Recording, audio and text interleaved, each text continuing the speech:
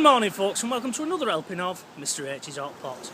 You join me on this Sunday morning outside St Oswald's Church, which is in the village of Winwick, which is just outside of Warrington. And it's a horrible morning this morning, Hot Potters. It's grey, miserable, and the rain's starting to fall. But we won't be deterred, we're going to do this Hot Pot video. Now I've been meaning to do this particular video for quite a while.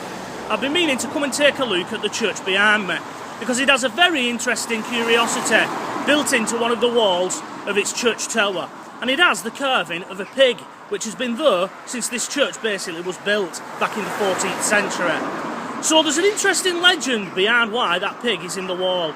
So we're going to take a look at that now, Hot Potters, so come on, let's go.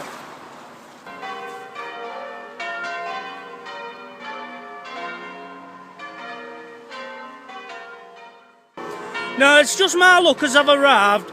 They started calling service, 10 o'clock service, and that's what the bells are ringing for in the background. So what we're going to have to do, we're going to have to wait until the bell ringer's arms get tired and they stop ringing bells, and then we can carry on with this video. Sounds like it's calming down a little bit. Right then folks, that's the bell ringing out the way. Everyone should now be in 10 o'clock service. It's struck 10 o'clock, so we should hear no more bells and we can carry on with our video. Although, church bells do sound nice if they're peeled and played right. Now the first thing you'll notice about that church tower is the clock faces. You know, neither of them are the same size. We'll take a look at the others on the other side, but I believe this one has like two different sizes. The larger one that you can see facing you, and then on the other three sides, the smaller ones. That's really unusual on churches. You don't normally see that. Normally, they're all the same size. Just another little curiosity and oddity with this church. Now, there was first a church recorded on this site in the Domesday Book. So that's how far back it goes. I think that was a wooden church though. And then this stone one replaced it in the 14th century. You can see when we go round it where there's been later additions with stone. You know, although the stonemasons have tried to recreate the bit that's come before, they can never quite do it, can they? Right then, let's take a closer look at that while everyone's in service, and we'll take a look at that pig that's carved in the wall. Here's the entrance into the church,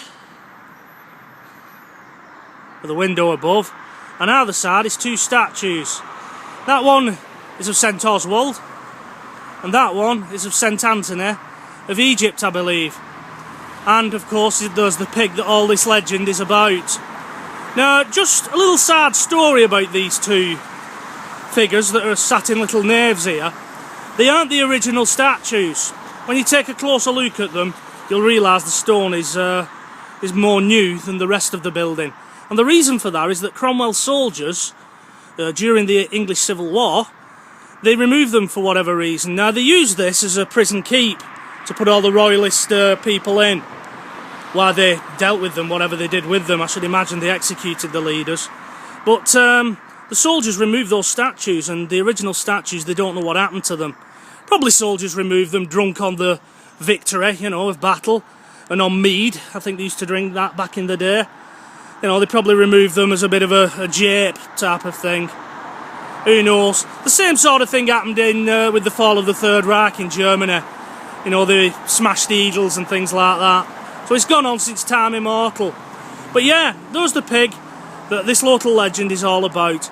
I'll show you a closer shot of it now, and then we'll move away from the church because there is a service going on in there, and I don't want someone to just come out of the door and wonder what I'm doing. And there's a closer look at that pig. It's not as impressive as one gentleman's just said to me, who was just coming over and wondering what I was doing. It's not as impressive as what you think. You know, when my dad told me the story of it, I was expecting an actual pig's face in the wall. Or it's just a bit of a rough carving, but if it is allegedly as old as what they say it is, from the 14th century, it's took some battering over the years, so no wonder it's looking a bit worse for wear. Right then folks, we're going to make our way away from the church entrance now, because as I said, there's a service going on inside and I don't want to disturb that. So join me in a minute and I'll tell you about the story behind why that pig is allegedly might I add, in the wall. So folks, our story begins way back in the mists of time of 642 AD, where the King of Northumbria, Oswald, was killed in or around this spot that you see behind me, where the church is now built. We then skip forward a few centuries to when the people of Winwick, which was only a little village back then, which comprised of huts and that, decided they wanted to build a place of worship, a church, and they wanted to dedicate it to St Oswald. So they chose a site, which is not the one that you see behind me, and commissioned stonemasons to begin work. Now the night after the day of work commencing, when the foundation stones had been laid, a pig supposedly, and according to legend, got onto the site and removed the foundation stones and brought them to the spot that you see behind me. As it was making its way here to attract all the attention of the locals in the village, it made the rather loud noise of "Winwick, Winwick, Winwick." So the locals themselves thought, that's a bit strange, maybe that's an omen that we shouldn't be building the church where those stones have been deposited. Neither what happened to the pig or the original spot of the church is known, that hasn't been recorded. But legend goes that in honour of this event, they decided to carve a pig into the church's wall to commemorate the event. That's the local legend. Now, the other story is rather more mundane and it's a bit boring and I don't prefer it, but I will tell it you, just for the purposes of this video. The other story goes that those little niches in the wall that contain the statues, the one where the pig's at its feet is actually St Anthony of Egypt, and he's heavily associated with pigs, and that's the reason that there's a pig at his feet. Now, my own little theory is that probably, way back when they used to have apprentice stonemasons, probably the master stonemason, to give the apprentice a bit of something to do and to test out his skills, asked him to carve a pig into a stone. And the master stonemason was probably that impressed with his carving that his apprentice had done that they decided to put it into the wall. Now, because those statues was removed and lay empty for 300 years, as I said, Cromwell's men decided to remove them for whatever reason. Probably the local legend sprang up, people was asking, why is there a pig in the wall there? That's my theory anyway regarding it. So folks, I'm going to wrap this video up here now because it's starting to rain here and I'm getting soaked. So I hope you enjoyed this little one. I'm going to have to make it a quick video. We're going to have to dash now.